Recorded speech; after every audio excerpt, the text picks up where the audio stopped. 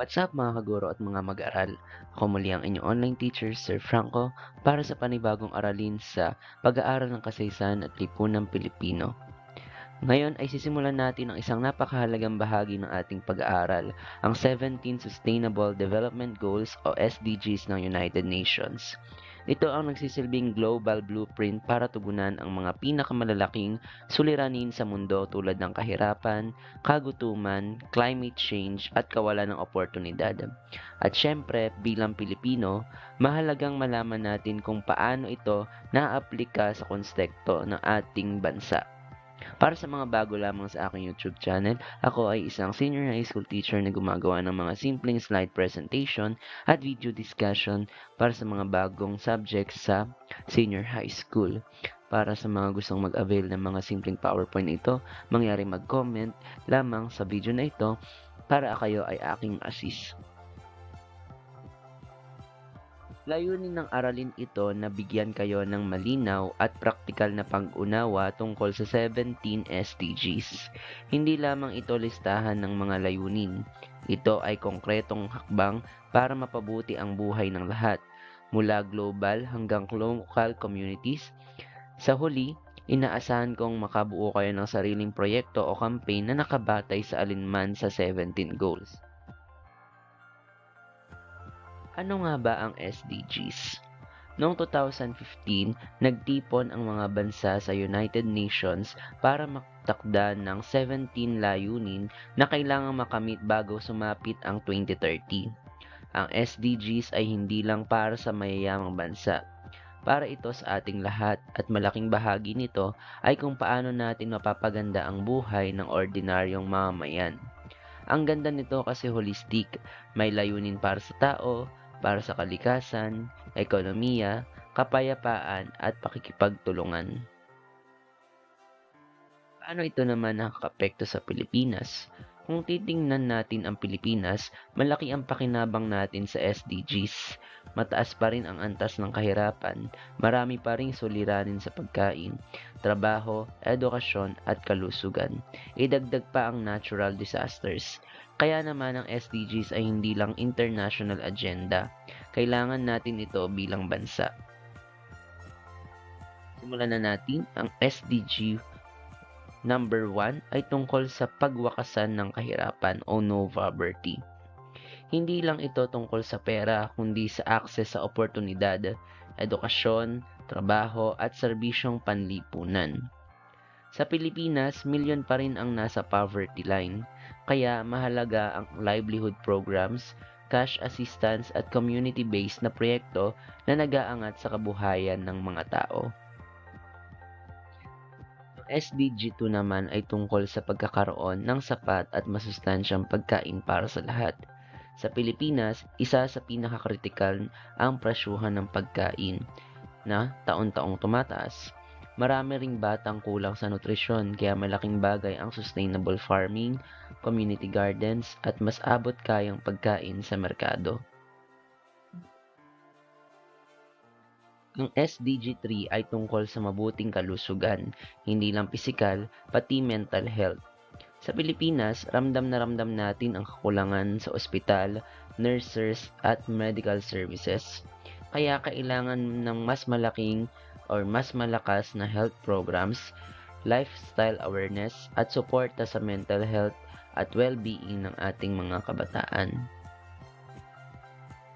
Ang SDG 4 naman ay napakahalaga para sa pag-asenso ng bansa.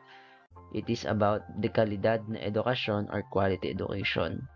Education is the great equalizer, sabi nga nila. Pero marami pa tayong hamon, kulang sa classroom, devices at quality instruction. Ang goal ay hindi lang makapag-aral ang mga bata, kundi matuto sila ng skills na kailangan nila para sa future na lang trabaho. Ang SDG 5 naman ay tungkol sa pagkakapantay-pantay ng kasarian o gender equality. Ito ay tungkol sa pagiging patas sa lahat ng kasarian. Marami pa ring kababaihan ang wala sa key leadership roles at marami ring biktima ng violence at discrimination. Kailangan nating palakasin ang protection laws, gender-sensitive education at empowerment sa lahat ng kasarian. Ang SDG 6 ay sobrang mahalaga dahil ang malinis na tubig ay karapatan ng bawat tao. Pero sa Pilipinas, hindi pa lahat may access dito.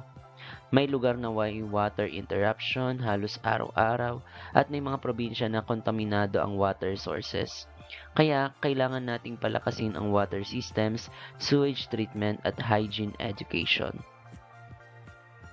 SDG 7, abot kayang at malinis na enerhiya, affordable and clean energy. Alam natin sa Pilipinas ang taas ng singil sa kuryente. Kaya malaking tulong ang SDG 7 dahil isinusulong nito ang renewable energy. Ang dami nating solar at wind potential lalo na sa Ilocos, Mindoro, Palawan.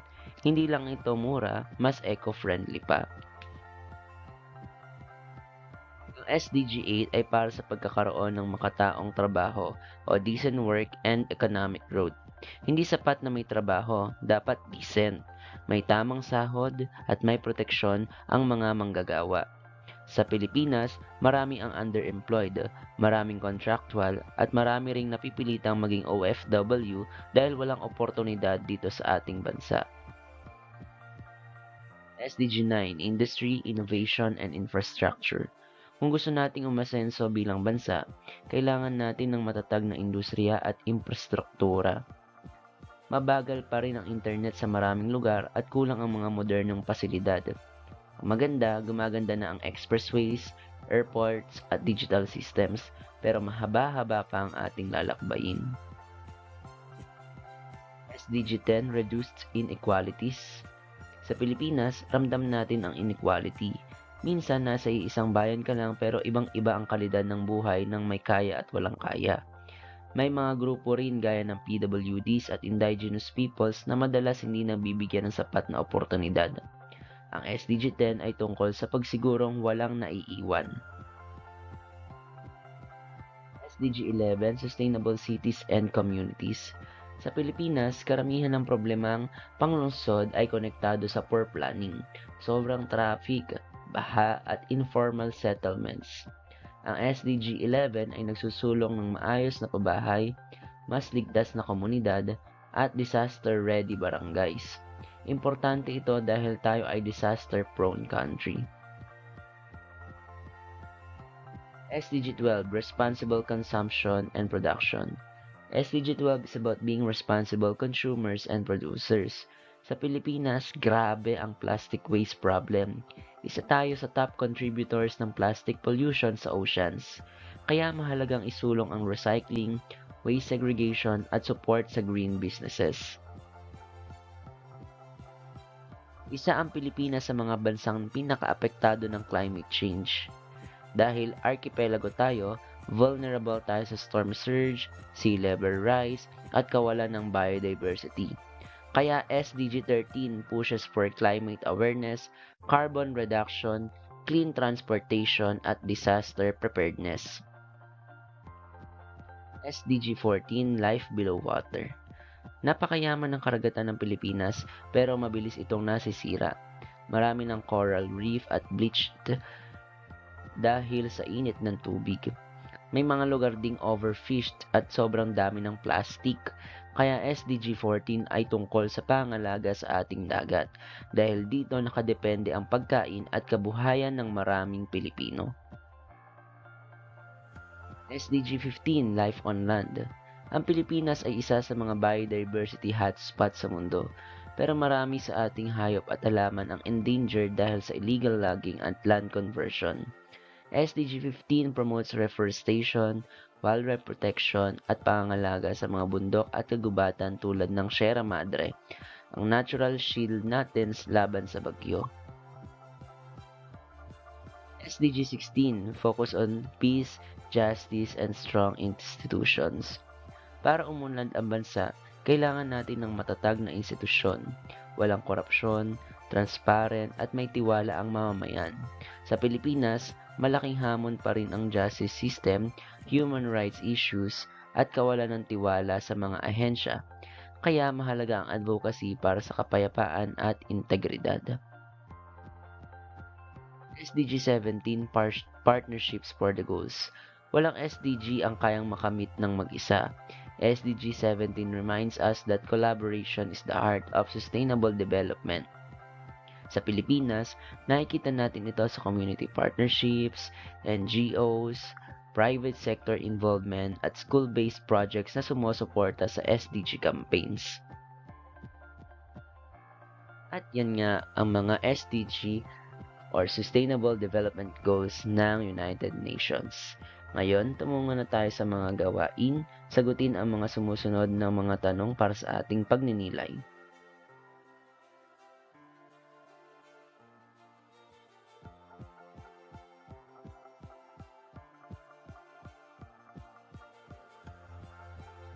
Gawain 2, SDG Local Lens, Philippine Context Analysis.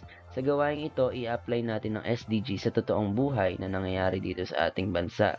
Piliin ang isang SDG at suriin kung paano ito nararamdaman sa Pilipinas. Maraming issues dito tulad ng kahirapan, climate change o edukasyon. Kaya, gamitin ang critical na pag-isip at sagutin ang mga tanong na ito.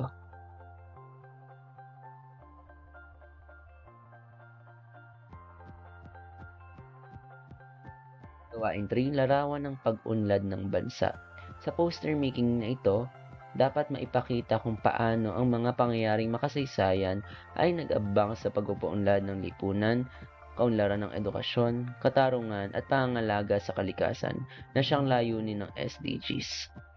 May mga halimbawang nakibigay dito na maaaring pagbasihan ng inyong gagawin na poster.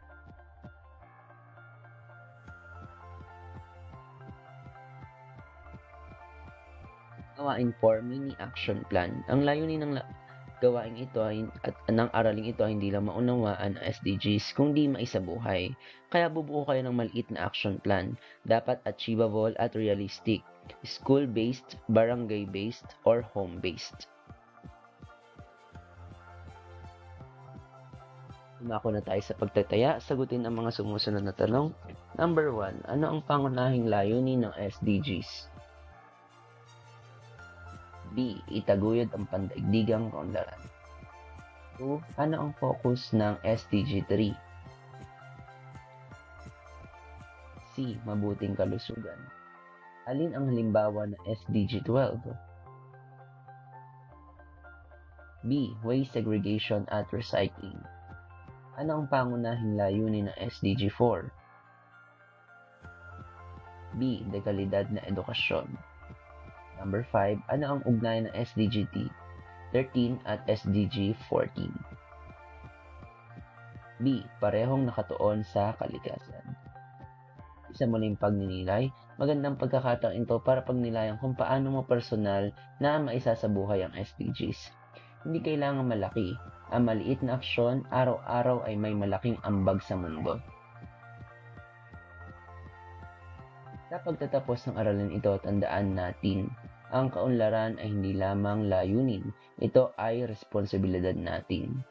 Ang SDG ay hindi lamang vision ng UN, isa itong pangako na dapat nating tuparin bilang mga mamamayam.